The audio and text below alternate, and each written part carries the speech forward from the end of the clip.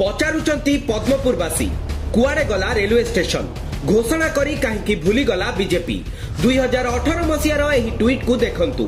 केंद्र मंत्री धर्मेंद्र प्रधान करिथिबा एही पोस्ट रे कुहा जायछि बरगड़ रोड रु नुआपड़ा रोड भाया पद्मपुर देई जिबाकू एक रेलवे प्रोजेक्ट को अनुमोदन मिलिछि।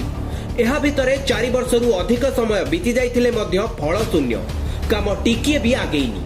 आज पद्मपुरवासी पचारुचंती कहीं पद्मपुर रे मिछ प्रतिश्रुति देइथिले केंद्र मंत्री, जदि प्रकल्प को अनुमति मिलिथिला कहीं कार्यकारी होई नाही। सरल लोकों को भुआ बुलाइबाकू बीजेपी करिथिला कि चेष्टा। निर्वाचन पूर्व घोषणा करबा आउ निर्वाचन पर भूली जिबा बीजेपी नेतांकर पुराना अभ्यास।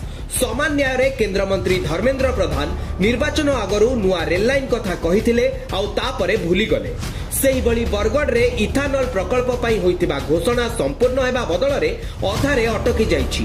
शिलान्यास बेले जेउ भली प्रचार प्रसार बीजेपी तरफरु करा जाइथिला लागुथिला काम वर्षकरे सरी जिवो, हेले एमिति केते जे वर्ष गलानी ता बोधे बीजेपी नेतांकर मने नथिबो।